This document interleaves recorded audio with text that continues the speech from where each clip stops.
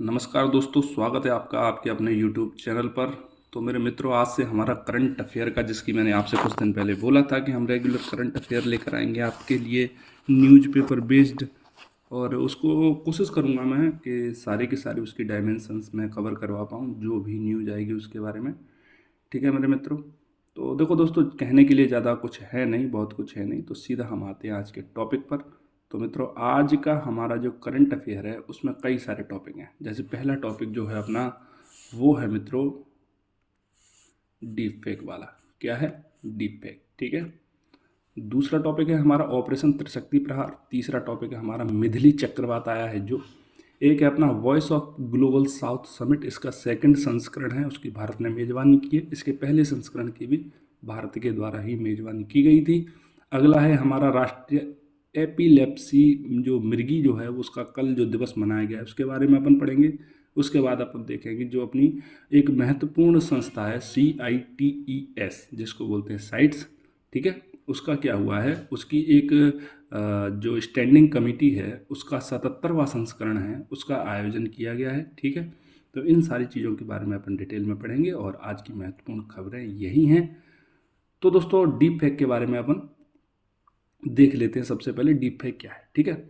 तो पहले दोस्तों अपन ये देख लेते हैं कि इसकी हम बात ही क्यों कर रहे हैं। भाई, इतना क्या इंपॉर्टेंट हो गया डीप फेक जो इसकी बात कर रहे हैं दोस्तों। ठीक है दोस्तों, तो देख लेते हैं डीप फेक की बात अपन क्यों कर रहे हैं। तो इसकी डीप फेक की बात करने का सबसे बड़ा कारण है, एक तो भारतीय एक अभिनेत्री है हमारी। ठीक है। उनका वास्तविक में वीडियो आ गया था, एक वीडियो आया था, आप लोगों ने भी देखा होगा उसको, यूट्यूब पर पड़ा हुआ था। ठीक है। तो इसको लेके काफ़ी बवाल मचा हुआ था, देश के बड़े बड़े लोगों ने इस पर रिएक्शन दिया था। वीडियो देखो, ये साइड में मैंने उसका एक फ़ोटो लगा दिया उस वीडियो का। देखो, ये तो है फेक। ठीक है। और ये है रियल। अब आप देखो, कोई देश काल परिस्थिति, किसी भी परिस्थिति में इस लड़की का संबंध रश्मिका मंदाना से है ही नहीं, लेकिन AI का इस्तेमाल करके दोस्तों देखो क्या से क्या बना दिया। ठीक है। वो गाना है ना, क्या से क्या हो गया, तो ये वही है। ठीक है। एक और गाना आया था नया वाला, देख क्या से क्या हो गए देखते देखते, तो ये फिट हो रहा है। देखो क्या से क्या हो गए, पहले तो ये थे, फिर ये हो गए, देखते देखते हो गए। ठीक है। देखो दोस्तों, और दूसरी बात ये है कि मीडिया डे मनाया गया था। उस राष्ट्रीय मीडिया डे के जो अवसर पर मोदी जी ने इस चीज़ को लेकर काफ़ी चिंता जताई थी, क्योंकि मोदी जी का एक गाना बड़ा वायरल हो रहा है सोशल मीडिया के ऊपर, जिसको मोदी जी गरबा गा रहे हैं। ठीक है। अब मोदी जी कह रहे थे भाई अपन तो गरबा में ही नहीं गए आज तक, गा कैसे सकते हैं गरबा को। ठीक है। तो मित्रों, आपको पता लग गया किस संदर्भ में हम आज इस न्यूज़ की चर्चा करने वाले हैं। अब देख लेते हैं कि डीप फेक क्या होता है और आपके प्रश्न किस तरह से बन सकते हैं यहाँ से, चाहे आप किसी भी परीक्षा की तैयारी कर रहे हैं। ठीक है।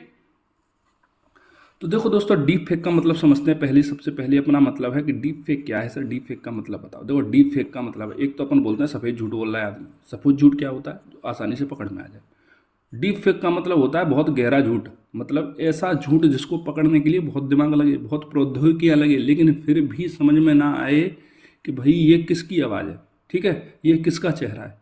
दोस्तों, इससे काफ़ी नुकसान हो रहा है। नुकसान ये हो रहा है कि मान लो आप हो, किसी दूसरे शहर में रहते हो, किसी बंदे ने आपका नंबर वंबर हैक कर लिया या कुछ भी किया, या आपकी वॉइस को कॉपी कर लिया और उसको पता लग गया कि आपका एड्रेस क्या है। उसने आपके पापा के फ़ोन पे फ़ोन किया कि आपकी आवाज़ में सामने से बात कर रहा है कि पापा मेरा एक्सीडेंट हो गया है, मेरा मोबाइल पता नहीं है, मेरा डॉक्यूमेंट हो गए हैं, तो आप इस नंबर पे, इस अकाउंट नंबर में 50,000 रुपये डिपॉजिट कर दो। तो आपके पापा क्या करेंगे? तुरंत डालेंगे। भाई, लोगों के अकाउंट खाली होने लग गए हैं। ठीक है। ये चीज़ अब सामने आई है, लेकिन कुछ समय से इसके कई सारे केस आ रहे हैं। ठीक। तो अपन देख लेते हैं डीप फेक क्या है। देखो दोस्तों, जो डीप फेक है वो एक डीप सिंथेसिस प्रौद्योगिकी का एक हिस्सा है। ठीक है। इसमें क्या है, आभासी दृश्य बनाने के लिए टेक्स्ट, टेक्स्ट का मतलब होता है दोस्तों लिखावट। ठीक है। चित्र, फोटो, जैसे रश्मिका मंदाना का आपको साइड में दिख रहा है, ऑडियो जैसे मोदी जी ने गाना गाया था, और वीडियो आपने देखा होगा कभी कभी, जो मोनालिसा एक पेंटिंग है वो गाना गाते दिखती होगी आपको, वो क्या है दोस्तों, डीप फेक का उदाहरण है। लेकिन वो सस्ते डीप फेक थे, और जो हैवी वाला डीप फेक था वो रश्मिका मंदाना का था। ठीक है। सस्ता नहीं, महंगा वाला। ठीक है।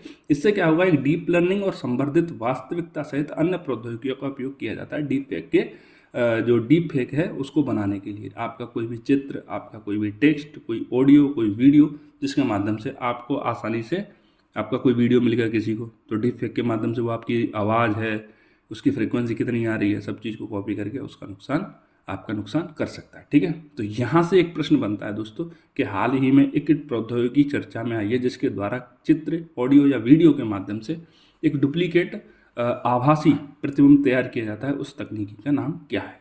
तो सिंगल वर्ड में आपसे डीप फेक पूछ लेगा। ठीक है, इस तरह से आपको जो ABCD है उसमें डीप फेक के बारे में पूछ लेगा। ठीक, अब जो बच्चे PCS की तैयारी कर रहे हैं उनसे डीप फेक को मेंस के अंदर पूछ सकता है कि डीप फेक प्रौद्योगिकी क्या है। तो वहां पर आपको परिभाषा देनी होगी यदि आपसे 15 से 20 शब्दों में पूछा जाता है। ठीक है दोस्तों, और साथ में आपको एग्जाम्पल भी देने होंगे, जैसे मोदी जी का एग्जाम्पल है, मोनालिसा जो पेंटिंग है वो गाना गाती है, वो एग्जाम्पल है, रश्मिका मंदाना का तो बहुत बवाल मच गया। ठीक है, तो देखो दोस्तों, अब देख लेते हैं अपन के इसके लिए जो विश्व का जो वैश्विक समुदाय है वो क्या कर रहा है, इस तकनीकी के जो इम्पैक्ट हैं, जो बैड इम्पैक्ट हैं वो बाहर आ रहे हैं, तो इससे बचने के लिए जो विश्व समुदाय है वो क्या कर रहा है। ठीक है, तो देखो दोस्तों, आर्टिफिशियल इंटेलिजेंस के लिए AI के लिए एक सुरक्षा शिखर सम्मेलन का आयोजन किया गया था 2023 में। वो डीप फेक को उसके अंदर डीप फेक की चर्चा हुई थी। क्या इसकी हुई थी? डीप फेक की उसके अंदर चर्चा की गई थी। ठीक है,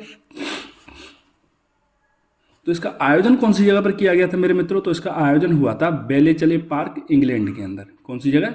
बेलेचले पार्क, इंग्लैंड के अंदर। ये कोई गार्डन नहीं था, समझ रहे हो आप मेरी बात? ये कोई गार्डन नहीं था वहाँ पर गमछा बिछा के सारे बैठ गए थे। ये एक जगह का नाम है वहाँ पर, बेलेचले पार्क। ठीक है, वहाँ पर हुआ था। तो आपसे यहाँ से फिर से एक प्रश्न बनता है कि AI शिखर जो सुरक्षा शिखर सम्मेलन 2023 है उसका आयोजन कौन सी जगह पर किया गया था? तो बेलेचले पार्क, इंग्लैंड के अंदर किया गया था। ठीक है, इसके अंदर जिसका उद्देश्य क्या था भाई? ऐसा तो नहीं है कि सारे वहाँ पे कॉफ़ी पीने, चाय पीने गए हों। मोदी जी ने सोचा हो यार अपने इंडिया की पीते पीते बहुत टाइम हो गया, आप तो विदेश की पी के आते हैं। तो मोदी जी ने फ़ोन लगा के बोला भाई सारे कोई ना कोई सम्मेलन तो करो। तो सबने बोले आ जाओ भाई आर्टिफिशियल इंटेलिजेंस पर कर लेते हैं। ऐसा तो था नहीं, कुछ उद्देश्य ही होगा उसका। तो उद्देश्य क्या था दोस्तों कि जो फ्रंटियर AI प्रौद्योगिकी है, फ्रंटियर AI प्रौद्योगिकी का मतलब होता है दोस्तों, फ्रंटियर का मतलब होता है जो फ्रंट में रहता है। लेटेस्ट टेक्नोलॉजी आ रही है, जो लेटेस्ट टेक्नोलॉजी आ रही है उसके द्वारा जो उत्पन्न जो चुनौतियां हैं उनसे निपटने के लिए एक वैश्विक दृष्टिकोण बनाना है कि भाई विश्विक स्तर पर इस तरह की जो चुनौतियां हैं उनसे किस तरह से निपटा जाए, किस तरह से लोगों के अंदर जागरूकता लेकर आई जाए। ठीक है, तो इस चीज़ को लेकर वहाँ पर एक बेले चले घोषणा पत्र जो है उसका क्या किया गया, उसको अपनाया गया था। देखो जो घोषणा पत्र टाइप की चीज़ें हैं ना वो UPSC का फेवरेट रहता है और सारे PCS का फेवरेट होता है। ठीक है, कोई ना कोई घोषणा एक बार पूछ लेते हैं, फलानी घोषणा का संबंध किससे है, ढीकी घोषणा का संबंध किससे है। तो बेले चली घोषणा जो पार्क घोषणा है उसका संबंध किससे है? तो उसका डीप फेक से है और AI सुरक्षा से है, आर्टिफिशियल इंटेलिजेंस से सुरक्षा। ठीक है, अब अपन आर्टिफिशियल इंटेलिजेंस को चला रहे हैं, समय आएगा जब आर्टिफिशियल इंटेलिजेंस हमें चलाएगी। ठीक है दोस्तों, तो दोस्तों इस घोषणा के अंदर क्या कहा गया था? ठीक है दोस्तों, अपन देख लेते हैं कि जो उन्नत AI सिस्टम है जिसे फ्रंटियर AI सिस्टम के रूप में जाना जाता है, इसके संभावित जोखिमों और लाभों को संबोधित करने का मतलब होता है दोस्तों एक तरह से जो दुनिया है, जो आम जनता है, जो लोग हैं, आम जनता है, आम लोग उनके सामने लेकर आना कि भाई इसकी ये चुनौतियां भी हैं। देखो मिडिल क्लास में क्या होता है, अगर इस तरह की जो रश्मिका मंदाना की फ़ोटो लीक हुई और इस तरह का वीडियो आया, अगर किसी मिडिल क्लास लड़की का आ जाता तो उसकी और उसके परिवार की ज़िंदगी खराब हो जाती भाई। ठीक है, तो इस तरह की जो चीज़ें हैं दोस्तों उनसे क्या है, अब सारे जन तक पता लग जाएगा कि भाई अब पता लग गया है। देखो फोटोशॉप से फ़ोटो दूसरे बन जाते हैं तो लोग फोटो पे उतना भरोसा नहीं करते, वीडियो पे लेकिन अभी भी बहुत करते हैं। तो जब इस तरह का ओरिजिनल टाइप का वीडियो आएगा डीप फेक से बना हुआ तो वो बहुत सारे लोगों की ज़िंदगी को तबाह कर सकता है। ठीक है, तो दोस्तों यहाँ से देखो आपके प्रीलिम्स के लिए, प्रीलिम्स का मतलब जो मेरा है कि 1 डे एग्जाम के लिए जो प्रश्न बनेगा वो आपसे डीप फेक के बाहर सीधा नाम पूछ सकते हैं कि ऐसी तकनीकी जिसके माध्यम से जो चलचित्र हैं, आपके वीडियो हैं, उनको एकदम सेम बनाया जा रहा है, वो क्या है? Deep fake technology. ठीक है, आर्टिफिशियल इंटेलिजेंस का सुरक्षा शिखर सम्मेलन कहाँ पर आयोजित हुआ? तो बेलेचले पार्क, इंग्लैंड के अंदर। ठीक है, क्यों आयोजित हुआ, इसका उद्देश्य क्या है? तो फ्रंटियर जो AI प्रौद्योगिकी है उनके बारे में एक दृष्टिकोण डेवलप करने के लिए। और यहाँ पर क्या किया गया? तो बेलेचले पार्क घोषणा जो है उसको अपनाया गया, उस घोषणा पत्र को अपनाया गया। और मेंस के अंदर आपसे सीधा डीप फेक के बारे में पूछ सकते हैं, वहाँ पर आपको ये सारा कुछ लिखना ही है। अब चलते हैं अपन थोड़ा सा और आगे। ठीक है, तो दोस्तों अपना आज का दूसरा टॉपिक है ऑपरेशन त्रिशक्ति प्रहार। कौन सा? ऑपरेशन त्रिशक्ति प्रहार। ऑपरेशन त्रिशक्ति प्रहार, देखो इसका नाम समझो आप। ऑपरेशन, ये कोई ऑपरेशन थिएटर के अंदर शल्य चिकित्सा नहीं हो रही दोस्तों, ये आर्मी का या सेना का या बोले तो सशस्त्र बलों का, सशस्त्र बलों का, ठीक है, सशस्त्र बलों का अभ्यास है। क्या है? अभ्यास है, ठीक है, एक्सरसाइज है। एक्सरसाइज कर रहे हैं वो लोग, जिम के अंदर नहीं, ये लोग बैटलफील्ड में एक्सरसाइज करते हैं भाई, जिम के अंदर तो हम तुम करते हैं। देखो दोस्तों, ऑपरेशन त्रिशक्ति प्रहार है 3 शक्तियों का इकट्ठा प्रहार। 3 शक्तियां कौन सी हैं अपने पास? तो 3 शक्तियां हैं दोस्तों। एक पहली शक्ति है अपने पास थल सेना की, दूसरी शक्ति है अपने पास वायुसेना की, और तीसरी शक्ति है अपने पास नौसेना की, नौसेना। ठीक है दोस्तों। देखो दोस्तों, ये भारत की सेनाओं का अपना खुद का इंडिजीनियस है, मतलब ये नहीं है इसमें कोई बाहर की सेना शामिल हो, अपना खुद का है। भैया हम खुद भी तो करेंगे, आप लोग अभी समय पर आए यूक्रेन में, आप कितना हेल्प कर रहे हो हमें पता है, वो लोग वही मर रहे हैं, गाजा के अंदर क्या चल रहा है। तो देखो, जिसके ऊपर आएगी उसी को भुगतना है। इसीलिए भारत सरकार ने क्या किया, अपना पहले से, भैया अपन पहले भी बहुत सारे देखो ये करते हैं, बहुत सारे अभ्यास करते हैं, लेकिन एक हमने जो तीनों सेनाएं हैं उनके लिए भी रखा है। देखो दोस्तों, क्या है, हमारे भारत सरकार के द्वारा थिएटर कमांड बनाई गई हैं। कौन कौन सी कमांड बनाई गई हैं? Theatre command, theatre command. In theatre command का मतलब होता है मेरे मित्रों कि जिसमें तीनों सेनाओं के कुछ कुछ सैनिक होंगे, तीनों सेनाओं के कुछ कुछ सैनिक होंगे, थल सेना के भी होंगे, ठीक है, वायुसेना के भी होंगे और नौसेना के भी होंगे।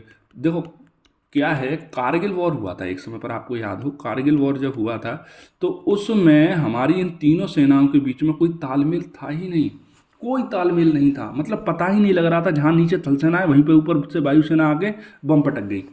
ये स्थिति हो गई थी 1-2 बार तो, ठीक है। इसके लेकिन गवर्नमेंट ने कोई सोर्स नहीं दिया, लेकिन उस समय के लोगों का बताया जाना है, सुन लेते हैं हम भी अपने बड़े बूढ़ों से। तो ऐसा हुआ था वहाँ पर।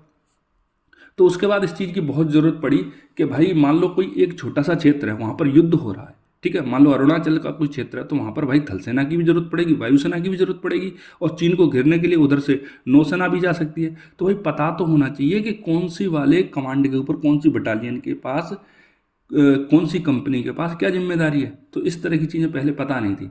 पता लगा कि जो व्यक्ति जैसलमेर में ड्यूटी कर रहा है, जो व्यक्ति हमेशा जैसलमेर में ड्यूटी किया है, उसको पता लगा, उसको उठा के अरुणाचल प्रदेश पहुंचा दिया, वो मौसम की मार से ही मर गया बेचारा, ठीक है। तो इस तरह, क्योंकि यार फौजी भी तो इंसान ही है। तो इस तरह की समस्याएं जब देखने को मिली तो सेना को थिएटर कमांडों के अंदर बांट दिया गया। किसके अंदर? थिएटर कमांड के अंदर बांट दिया गया। कई सारी थिएटर कमांड बना दी, लगभग 7 या 8 हैं, मुझे एग्जैक्ट याद नहीं है, ठीक है, आप एक बार देख लेना दोस्तों। तो 7 या 8 थिएटर कमांड में डिवाइड कर दिया गया। तो एक थिएटर कमांड के अंदर कुछ थल सेना के भी सैनिक होते हैं, वायुसेना भी होती है, कुछ नौसेना भी होती है। तो इसको तीनों सेनाओं के कुछ सैनिकों को मिलाकर बनती है एक थिएटर कमांड, ठीक है। तो ये थिएटर कमांड क्या करते हैं, जब भी वॉर होता है तो अपने एरिया को, मान लो जिस थिएटर कमांड के अंडर में आ रहा है वो एरिया, तो तीनों सेनाएं मिलकर उस थिएटर कमांड की वहाँ पर युद्ध करती हैं और युद्ध कौशल का अच्छा परिचय देती हैं।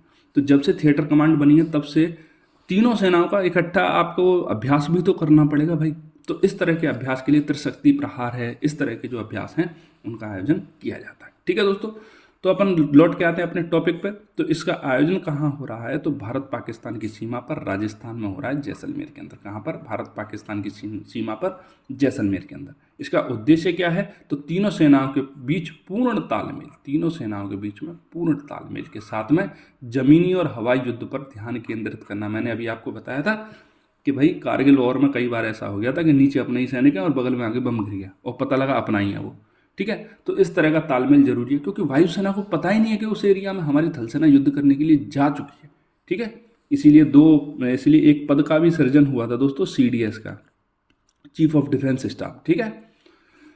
तो दोस्तों दूसरे जो घरेलू अभ्यास हैं वो अपने कौन कौन से हैं? तो गांडीव विजय, इसको थल सेना करती है, पश्चिम लहर इसको नौसेना करती है, वायु शक्ति इसको वायुसेना करती है, और विजय प्रहार इसको थल सेना करती है। मतलब 2 थल सेना के, एक नौसेना का और एक वायुसेना का, ठीक है मेरे मित्रों। तो दोस्तों ऑपरेशन त्रिशक्ति प्रहार यहाँ पर होता है समाप्त। आपको पता लग गया होगा कि त्रिशक्ति प्रहार क्या है, कहाँ पर इसका आयोजन हो रहा है और क्यों इसका आयोजन हो रहा है। इसके अलावा कौन कौन से और घरेलू अभ्यास हैं अपने, उनके बारे में आपको पता लग गई होगी। तो अपन चलते हैं अब थोड़ा सा और आगे। मेरे मित्रों आज की जो अपनी तीसरी न्यूज है वो है मिथिली चक्रवात। कौन सा? मिथिली चक्रवात, ठीक है, चक्रवात। पहली बात तो ये है दोस्तों कि ये एक उष्णकटिबंधीय चक्रवात है। आप पहले साइड में इस फोटो पे आ जाओ। इस फोटो को देखो, आपको एक कुछ घूमता घूमता सा दिख रहा होगा, ऐसे करके, ऐसे करके, ऐसे करके कुछ घूमता घूमता सा दिख रहा होगा। दिख रहा है कि नहीं दिख रहा? ठीक है, दिख रहा है कि नहीं दिख रहा? ठीक है, ये कुछ घूमता घूमता सा दिख रहा है। तो ये जो घूमते घूमते, जब देखो क्या होता है दोस्तों, अभी क्या हो रहा है, हमारा स्थल जो हो रहा है वो हो रहा है ठंडा। हो रहा है कि नहीं हो रहा? हो रहा है सर। इधर जो सागर है अपना, वो अभी गर्म ही है। ठीक है, क्योंकि सूर्य क्या है, अभी उतना दक्षिणायन नहीं हो पाया है। ठीक है, जितना वो अभी जा रहा है। सागर गर्म है, और वैसे भी जो पानी है अपना, पानी जो है वो देर में ठंडा होता है। देर में ठंडा, और देर में ही तो ठंडा होगा, और देर में ही वो गर्म होगा। ठीक है, स्थल क्या है, ये जल्दी ठंडा हो जाता है और जल्दी ही गर्म हो जाता है। ठीक है दोस्तों, तो देखो दोस्तों, स्थल मार्ग से जब गर्म हवाएं पहुंचती हैं, पेन दूसरा ले लूं, चलो, जब स्थल मार्ग से यहाँ पर गर्म हवाएं पहुंचती हैं, सॉरी ठंडी हवाएं पहुंचती हैं, और इधर से यहाँ पर गर्म हवाएं होती हैं, ये गर्म हवाएं, ये गर्म हवाएं, तो ये एक क्षेत्र विशेष में आके एक दूसरे पर मारक हो जाती हैं। जब मारक होती हैं तो गर्म हवाएं क्या होती हैं, ठंडी हवाओं के प्रहार से वहाँ पर घूम जाती हैं। गर्म हवाएं ठंडी हवाओं के प्रहार से घूम जाती हैं, और बीच में एक निम्न दाब का क्षेत्र बन जाता है। क्या बन जाता है? निम्न दाब का क्षेत्र। और इसी निम्न दाब के क्षेत्र को भरने के लिए ये हवाएं लगातार अंदर की ओर घूमती हैं, इसीलिए आपको ऐसे घूमते घूमते सा दिखाई दे रहा है। और घूमते घूमते ये क्या है, चक्र जैसी स्थिति बनाती हैं, इसीलिए क्या बोल देते हैं अपन इसको? चक्रवात बोल देते हैं। ठीक है, तेज हवाएं जब एक दूसरे पर प्रहार मारक हो जाती हैं, गर्म और ठंडी हवाएं जब एक दूसरे पर मारक होती हैं, और वो वहाँ पर निम्न वायुदाब के क्षेत्र को भरने के लिए गोल गोल घूमने लग जाती हैं, तो क्या बनता है दोस्तों? चक्रवात बनता है। ठीक है दोस्तों, ये हो गई इसकी एक बात। अब दूसरी बात देख लेते हैं कि यह क्या है, उष्णकटिबंधीय चक्रवात है। किस तरह का चक्रवात है? उष्णकटिबंधीय चक्रवात है। देखो मेरे मित्रों, धरती पर जो कर्क रेखा है और जो मकर रेखा है, मतलब 23 सही 1/2 नॉर्थ जो है, और 23 सही 1/2 साउथ जो है, उन दोनों के बीच का जो क्षेत्र है कंप्लीट, उसको उष्ण कटिबंध बोलते हैं। अपन क्या बोलते हैं?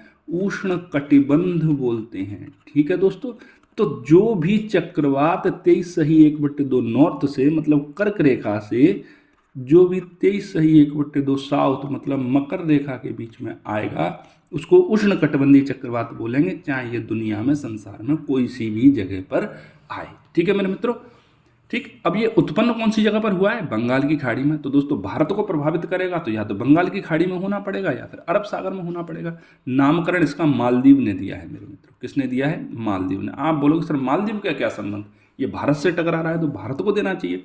तो मेरे मित्रों, ये हमारा एक संघ है, समूह है। जैसे इसमें एक देखो, ये भारत है, अपना प्यारा भारत, ये ठीक है, ये अपना प्यारा भारत, ठीक है। इधर अरब सागर है और इधर बंगाल की खाड़ी है। तो इससे जो भी अरब सागर से जो भी देश लगते हैं, फिर यहाँ पे अफ्रीका आ जाता है। और इधर आपकी बंगाल की खाड़ी में जो भी देश टच होते हैं, वो क्या करते हैं, जब चक्रवात आते हैं तो उनका बारी बारी नाम रखते हैं, उनका बारी बारी नाम रखते हैं। और अब की बार जो बारी है वो किसकी है? मालदीव की। ठीक है, तो किसने नाम रखा है दोस्तों? मालदीव ने नाम रखा है। बंगाल की खाड़ी में उत्पन्न हुआ है, उष्णकटिबंधीय चक्रवात है, नाम इसका मिधली है। ठीक है, अन्य चक्रवात जिन्होंने भारत को प्रभावित किया है वो कौन कौन से हैं? तो चक्रवात बिपरजॉय, जिसका आपने हाल ही में नाम सुना है, गुजरात। चक्रवात मैंडोस, अंडमान निकोबार द्वीप समूह को इसने प्रभावित किया था। ठीक है, किसको किया था? अंडमान निकोबार द्वीप समूह को और चेन्नई वाले क्षेत्र को। ठीक है मेरे मित्रों, चक्रवात सितारंग, इसने असम, उड़ीसा, पश्चिम बंगाल और अंडमान निकोबार के पूर्वी द्वीप समूह और उत्तरी द्वीप समूह और उत्तर पूर्वी राज्यों को प्रभावित किया था। और चक्रवात अशानी, इसने आंध्र प्रदेश, तमिलनाडु के तट को प्रभावित किया था। अब चक्रवात मिधली है, तो इसके बारे में संभावना जताई जा रही है कि ये पश्चिम बंगाल और उड़ीसा को प्रभावित करेगा। लेकिन क्या होता है दोस्तों, चक्रवात आते आते अपना रास्ता बदल देते हैं। तो जब तक चक्रवात टकरा नहीं जाए तब तक चक्रवात के बारे में कुछ भी कहना मुश्किल है। ठीक है, अब चलते हैं अपन थोड़ा सा और आगे।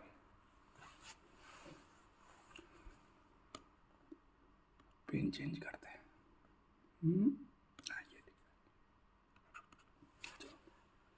दोस्तों, अपना आज का चौथा जो न्यूज है वो है वॉइस ऑफ ग्लोबल साउथ, मतलब वैश्विक दक्षिण की आवाज। क्या है इसका नाम? वैश्विक दक्षिण की आवाज। अब इसमें वैश्विक दक्षिण का क्या अर्थ है उसको भी अपन देखेंगे, लेकिन पहले देख लेते हैं। देखो पहले मैप पे आओ आप, तो आपने ये एक लाइन दिख रही होगी आपको, ये लाल वाली, ठीक है, ये लाल वाली लाइन है, ये इसके ऊपर उत्तर है, क्या है? उत्तर है। इसके नीचे दक्षिण है, दक्षिण है। आप बोलोगे सर अफ्रीका, ऑस्ट्रेलिया को क्यों गोल कर दिया आपने? ऑस्ट्रेलिया को गोल इसीलिए किया है मेरे मित्रों, क्योंकि ये दक्षिण में होने के बावजूद भी इसकी जो इकोनॉमिक स्थिति है, पॉलिटिकल जो स्थिति है, और दूसरी जो क्या बोले इसको, वैश्विक साझेदारियां जो हैं, वो नॉर्थ के देशों जैसे कि यूरोप और उत्तरी अमेरिका, मतलब आपका यूएसए, उनके साथ मैच करती हैं। इसलिए को साउथ में होने, भौगोलिक दृष्टि से साउथ में होने के बावजूद भी ये वैचारिक दृष्टि से साउथ में फिट नहीं बैठता है, ठीक है। तो दोस्तों अपन देख लेते हैं कि voice of global south summit का जो मेजबानी है वो किसने की है। तो मेजबानी की है अपने भारत ने, ठीक है। जो पहला जो संस्करण है वो इसका वो दूसरा है, और पहला संस्करण है उसकी मेजबानी भी किसने करी थी? अपने भारत ने, क्योंकि इसका लीडर कौन है? भारत, ठीक है। ग्लोबल साउथ का अर्थ क्या है उसको आप एक बार देख लो। तो दोस्तों ग्लोबल साउथ से जो तात्पर्य है वो उन देशों से है, किन देशों से? जिन्हें अक्सर विकासशील, कम विकसित या अविकसित रूप से जाना जाता है। विकासशील, कम विकसित या अविकसित रूप से। तभी आपने एक चीज देखी होगी कि इस मैप के अंदर अपन ने चाइना को ग्लोबल साउथ के अंदर लिया है। कहाँ लिया है चाइना को? ये ग्लोबल साउथ के अंदर लिया है। क्यों लिया है? क्योंकि इसको विकासशील देशों की श्रेणी में रखा जाता है। आप बोलोगे सर दुनिया की दूसरी सबसे बड़ी अर्थव्यवस्था विकासशील देश कैसे हो सकती है? तो दोस्तों विकासशील देशों की जो पहचान की जाती है वो पहचान की जाती है पर कैपिटा इनकम के अकॉर्डिंग, के पर कैपिटा इनकम कितनी है। और चीन की आबादी इतनी ज़्यादा है कि जब उसकी इतनी बड़ी इकोनॉमी को लोगों में बांटा जाता है तो पर कैपिटा इनकम आती है कम। पर कैपिटा इनकम कितनी आती है? जितनी विकासशील देशों के लिए रखी गई है कि किसी देश की यदि पर कैपिटा इनकम इतनी है तो उसको विकासशील देश रखा जाएगा, ठीक है दोस्तों। तो मेरे मित्रों अब देखते हैं थोड़ा सा और आगे चल के। देखो दोस्तों इसके अंदर मुख्य रूप से अफ्रीका, एशिया और लैटिन अमेरिका के देश आते हैं। किसके अंदर? ग्लोबल साउथ के अंदर अफ्रीका, एशिया और लैटिन अमेरिका के। ऑस्ट्रेलिया को इसमें शामिल नहीं किया गया है, ठीक है दोस्तों। भले ही ऑस्ट्रेलिया भौगोलिक रूप से कहाँ है? साउथ के अंदर है, ठीक है। आमतौर पर ग्लोबल नॉर्थ में धनी देश आते हैं और इनकी तुलना में जो है उच्च स्तर की गरीबी, आय असमानता और जीवन स्थितियां चुनौतीपूर्ण है, ठीक है। और धनी देशों की तुलना में जो ग्लोबल साउथ के जो देश हैं उनके अंदर गरीबी, आय की असमानता और जीवन की चुनौतियां जो हैं, स्थितियां बहुत चुनौतीपूर्ण हैं। ग्लोबल साउथ शब्द को पहली बार 1969 के अंदर राजनीतिक कार्यकर्ता कार्ल ओग्लेसबी, क्या? कार्ल ओग्लेसबी के द्वारा दिया गया था, ठीक है। तो इस नाम को आप याद रख लेना, ये इंपॉर्टेंट है आपके लिए कि किसने दिया था। ग्लोबल, देखो आपके वनडे एग्जाम के अंदर आपसे क्या पूछा जाएगा? तो voice of global south summit का आयोजन कहाँ पर किया गया, किसकी मेजबानी में किया गया, कौन से संस्करण का आयोजन हुआ था, और ग्लोबल साउथ का मतलब क्या होता है, ग्लोबल साउथ का जो अर्थ है वो क्या होता है, और ग्लोबल साउथ जो शब्द है वो कब और किसने दिया था? तो 1969 के अंदर कार्ल ओग्लेसबी ने इस शब्द को दिया था, ठीक है मेरे मित्रों। अब चलते हैं अपन थोड़ा सा और आगे।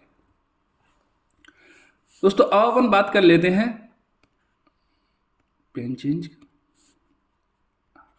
राष्ट्रीय एपिलेप्सी जो मिर्गी बोलते हैं जिसको, उसके दिवस के बारे में। तो 17 नवंबर को मनाया गया था, राष्ट्रीय, ठीक है, अंतर्राष्ट्रीय नहीं है, वैश्विक नहीं है, राष्ट्रीय। हमने राष्ट्रीय स्तर पर मनाया है इसको। तो दोस्तों इसका उद्देश्य क्या है? इसका उद्देश्य मस्तिष्क विकार के बारे में जागरूकता बढ़ाना। भाई हमारे यहाँ पर मिर्गी का दौरा क्या समझा जाता है? कई जगहों पर आज भी उसको भूत प्रेत झाड़ फूंक के माध्यम से ठीक करने की कोशिश की जाती है। उसको भूत प्रेत समझा जाता है कि भाई भूत ने इसको ग्रैब कर लिया है, प्रेत आ गया है इस पर, तो इस तरह की बात की जाती है। तो इसके बारे में क्या करना है दोस्तों? तो जागरूकता बढ़ाना है और बीमारी के बारे में जो मिथक हैं उनको तोड़ना है, ठीक है। अब अपन बीमारी के बारे में थोड़ा सा देख लेते हैं। तो सबसे पहले तो आप यही देख लो कि राष्ट्रीय एपिलेप्सी जो दिवस है वो कब मनाया जाता है? तो 17 नवंबर को मनाया जाता है। क्यों मनाया जाता है? तो मस्तिष्क विकार के बारे में जागरूकता बढ़ाने के लिए और बीमारी से जुड़े हुए मिथकों को तोड़ने के लिए। अब बीमारी के बारे में अपन देख लेते हैं, ठीक है मेरे मित्रों। बीमारी क्या कहती है? तो दोस्तों एपिलेप्सी जो मृगी है वो केंद्रीय तंत्रिका तंत्र के संबंधित विकार है। क्या है? केंद्रीय तंत्रिका तंत्र के संबंधित विकार है। जैसे कि आप लोग, हम लोग जो भी हैं, किसी का हाथ रख गया गर्म पे तो एकदम से झटका मारता है, इलेक्ट्रिसिटी पर रख गया तो एकदम से झटका मारता है, तो ये सब करता है आपका केंद्रीय तंत्रिका तंत्र। मतलब आपकी जो भी सूचनाएं हैं उनको दिमाग तक पहुंचाता है, और दिमाग से जो भी संकेत मिलते हैं उनको शरीर के विभिन्न अंगों तक पहुंचाता है, वो है आपका केंद्रीय तंत्रिका तंत्र।